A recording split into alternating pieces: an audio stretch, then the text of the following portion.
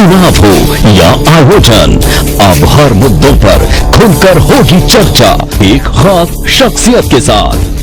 देखना ना भूलें हमारा कार्यक्रम एक खास मुलाकात। सभी साथियों को नमस्कार। आज खास मुलाकात की एक कड़ी में Neeraj memorial college Gangapur city में पधारे अपना एक्सटेंशन लेक्चर देने हेतु श्रीमान डॉक्टर शंकरलाल जी, जो कि जयनारायण विश्वविद्यालय जोधपुर के कमला नेहरू महिला महाविद्यालय के भौतिक शास्त्र के प्रोफेसर भी हैं और बहुमुखी प्रतिभा के धनी हैं और गंगापुर की माटी के लाल जिन्हें कहा जाए तो इसमें कोई अतिशयोक्ति नहीं होगी। आइए हम बात करते हैं डॉक्टर शंकरलाल जी से।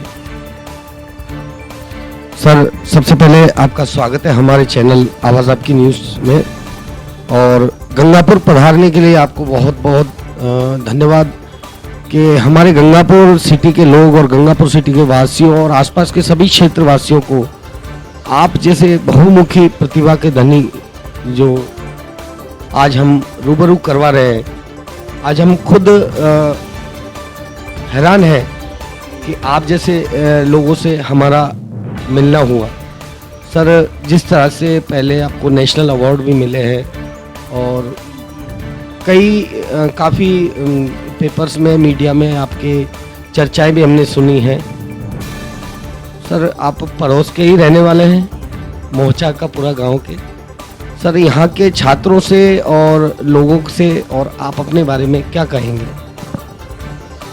सबसे पहले तो मैं मेरे जो गुरुजी है और प्रभु जी है श्री हनुमान जी के चरणों में सत सत नमन करते हुए मैं उनको प्रणाम करता हूँ कि उन्होंने जो मेरे से इम्पॉसिबल काम को पॉसिबल बनाया। और साथ ही नीरज मेमोरियल कॉलेज के जो प्राचार्य डॉक्टर विजेंद्र सिंह गुर्जर और उनके साथ ही जो स्टाफ बने, इनको भी धन्यवाद देना चाहूँगा। क्योंकि यूनिवर्सिटी जोधपुर यूनिवर्सिटी है राजस्थान लेवल पर, लेकिन विशेषकर जो ग्रामीण वेशभूषा के जो स्टूडेंट हैं उनके सामने मेरा एक्सटेंशन लेक्चर रखने के लिए मेरे को बुलाया ताकि मेरे इस एरिया के स्टूडेंट भी लाभान्वित हो सके। उनको मैं धन्यवाद देना चाहूँगा। क्योंकि मैं भौतिक शास्त्र विषय का शुरू से ही टीचर था और सबसे टफ जो सब्जेक्ट मानी जाती है साइंस के अंदर वो फिजिक्स ही मानी जाती है।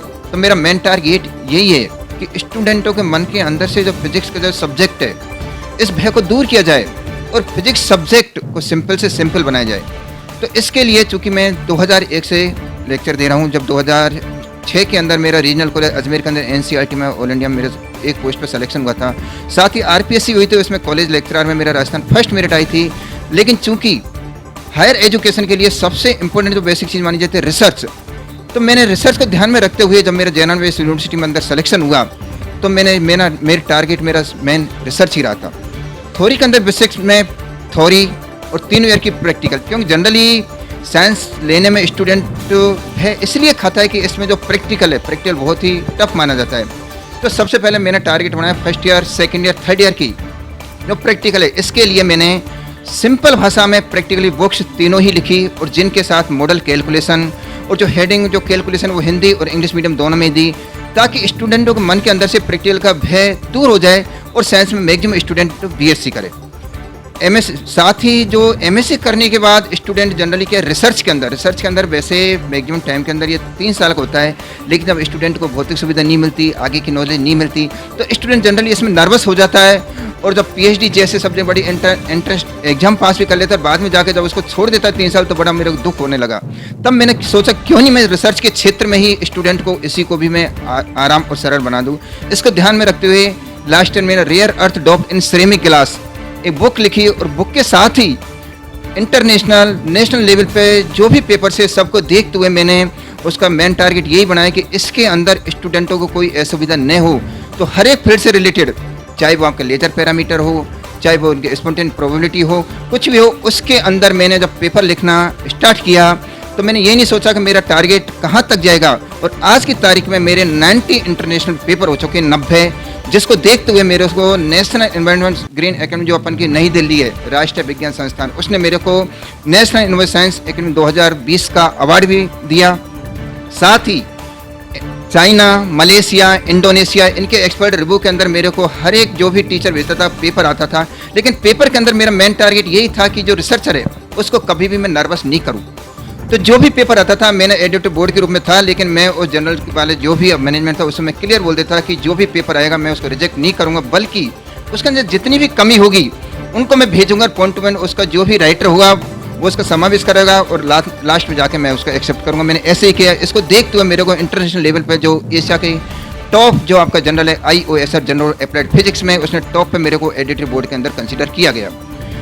साथ ही हर एक फील्ड के अंदर चूँकि रिसर्च पेपर में इसमें मेरे को सितंबर माह के अंदर जो मैंने एक पेपर में लगभग 1-1.5 साल से जिसके अंदर मैं लग रहा था, हर एक इंडिया के इंटरनेशनल लेवल पे जनरली 1-2 प्रोफेसर को इस पर पेपर था, तो उसमें मैंने सीधा टारगेट यही बनाया कि जनरली जो रेयर अर्थ है आपका प्रमोशन PM है, इस पर किसी को पेपर नहीं हुई, तो क्यों नहीं मैं इस पर एक पेपर लिखूँ। उस पेपर को लगभग मेरे को 1.5 साल हो गए और सितंबर माह में मैंने उस पेपर को भी लिखा जो एशिया के टॉप साइटेशन पे वो पेपर भी पहुँचा। तो इससे मैं उम्मीद करता हूँ जो भी रिसर्च के, मेरा मेन टारगेट ये है कि इंटरनेशनल लेवल पे जो भी रिसर्च के स्टूडेंट है उसकी ज़्यादा से ज़्यादा हेल्प करूँ, ताकि जैसे BSc MSc जो भी स्टूडेंट करते हैं उनको कोई भी प्रॉब्लम नहीं होती। वैसे ही जो रिसर्च के अंदर जो स्टूडेंट को जो भय बैठा होता है, जनरली क्या होता है जो स्टूडेंट गाइड के ऊपर डिपेंड करता है कि गाइड जैसे जैसे चले वैसे मैं बढ़ूँ, लेकिन मेरी ये सोच है कि इन पेपरों को देखते हुए, रिसर्च की जो बुक लिखी हुई है इसको देखते हुए स्टूडेंट स्वयं ही आगे बढ़े और उनके अंदर का जो भय है वो दूर हो, ताकि स्टूडेंट ज़्यादा से ज़्यादा मैक्सिमम इस फिजिक्स के अंदर रिसर्च करें।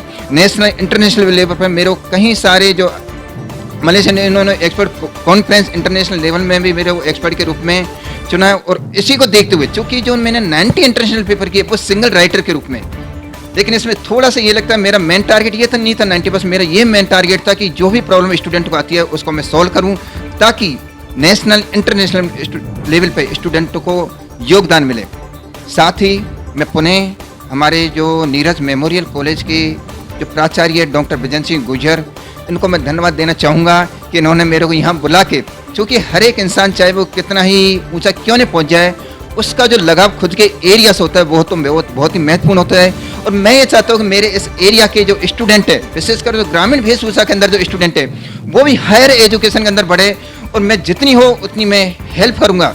क्योंकि रिसर्च के क्षेत्र में जनरली गंगापुर सिटी जैसे लोगों को जो अपनी BSc MS करते, इनको अगर अभी इसी लेवल पे रिसर्च के क्षेत्र में अगर इनको नॉलेज हो जाए तो ये भी हायर एजुकेशन में रिसर्च के रूप में PhD करने के लिए आगे बढ़ सकते हैं। तो मैं डॉक्टर विजन सिंह गुर्जर से यही निवेदन करना चाहूँगा कि जिस प्रकार आपने आज जो एक्सटेंशन लेक्चर रखा, ऐसे साल में 1-2 चूँकि कोरोना जैसी महामारी को देखते हुए ऑफलाइन नहीं तो ऑनलाइन करवाए और ज़्यादा से ज़्यादा इस एरिया के जो भी स्टूडेंट है वो लाभान्वित हो।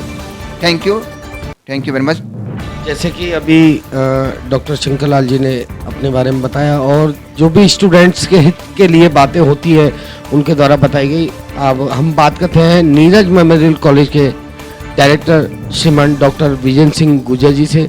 आज इन्होंने यहाँ इनका एक्सटेंशन लेक्चर रखा। सर, आपके दिमाग में किस तरह की थ्योरी थी कि डॉक्टर शंकर लाल जी को यहाँ बुलाकर स्टूडेंट्स के लिए एक लेक्चर यहाँ रखा जाए, इसके बारे में क्या कहेंगे? हम, जैसा कि आपने कहा कि आपके दिमाग में कैसे आइडिया आया कि आपने एक्सटेंशन लेक्चर के रूप में प्रोफेसर शंकर लाल जी को बुलाया। पत्रकार महोदय, मैं बताऊं, हम शिक्षाविद हैं और शिक्षाविद का धर्म और कर्तव्य बनता है कि वो अपने विद्यार्थियों को जितना मैक्सिमम ज्ञान दे सके। जितने शिक्षाविद गुरुजन हैं, जितने विषय विशेषज्ञ हैं, जितने इंटेलेक्चुअल पर्सनैलिटीज़ हैं, उनको हमारे ग्रामीण स्तर के जो विद्यार्थी हैं या जो हमारे गंगापुर परिक्षेत्र के विद्यार्थी हैं वो उनसे लाभान्वित हों।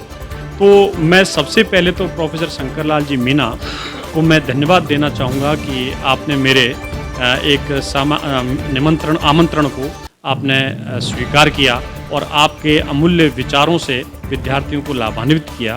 तो मैं बहुत बहुत धन्यवाद देना चाहूँगा प्रोफेसर शंकर मीना जी को। पत्रकार महोदय, मैं बताना चाहूँगा प्रोफेसर शंकर लाल जी के बारे में। प्रोफेसर शंकर लाल जी एक ऐसी पर्सनैलिटी है, अभी मैं मानता हूँ कि शुरुआत है। आप इस चीज़ पर बहुत बड़ा एक ताज्जुब भी कर सकते हैं और एक बहुत बड़े अपने आप में गौरवान्वित भी अपने परिक्षेत्र के लिए महसूस कर सकते हैं कि प्रोफेसर शंकर लाल मीना, जो कि एक ग्रामीण परिवेश से जन्म लिया यद्यपि उनका संपूर्ण जो परिवार है मोचा के पुरा के आप रहने वाले हैं, जो गंगापुर सिटी विधानसभा क्षेत्र के अंतर्गत आते हैं, आपका संपूर्ण जो परिवार है वो शिक्षा के क्षेत्र में, मेडिकल के क्षेत्र में, एडमिनिस्ट्रेटर के क्षेत्र में आपका परिवार है और ईमानदारी के रूप में आपके परिवार की मिसाल दी जाती है।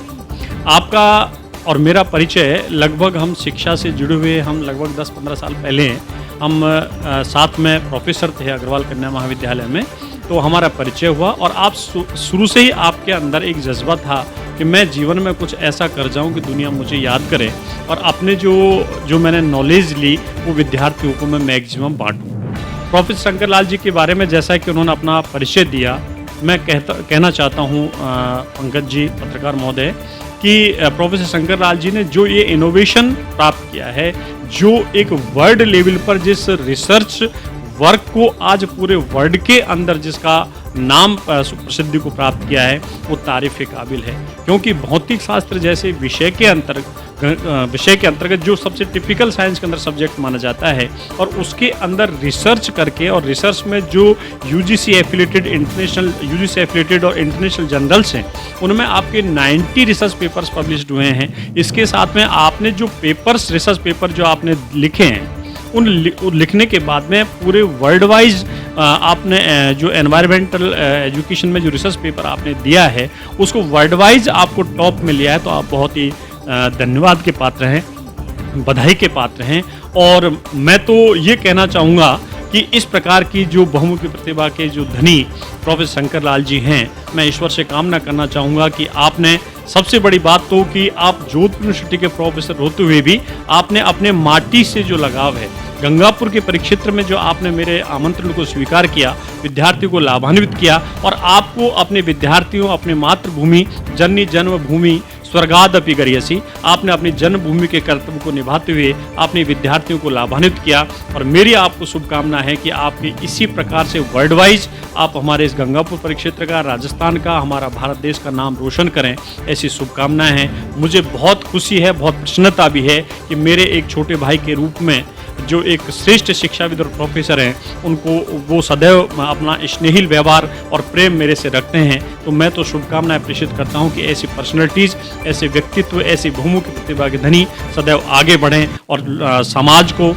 राष्ट्र को और देश को लाभ प्रदान करें। इन्हीं शुभकामनाओं के साथ बहुत बहुत बधाइयाँ और शुभकामनाएं। पुनः प्रोफेसर शंकर लाल जी मीना को धन्यवाद कि आपने हमारे आग्रह को स्वीकार किया और आगे आप उच्चतम शिखर की ओर जाएंगे। धन्यवाद पत्रकार महोदय, बहुत बहुत धन्यवाद। तो जिस तरह से खास मुलाकात की एक कड़ी में आज हमने आपको रूबरू करवाया डॉक्टर शंकर लाल मीना जी से और गंगापुर सिटी के नीरज मेमोरियल कॉलेज के डायरेक्टर श्रीमान विजेंद्र सिंह गुर्जर जी से।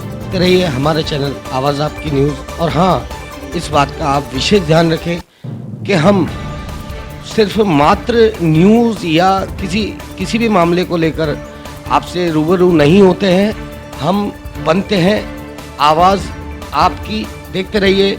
जय हिंद, वंदे मातरम।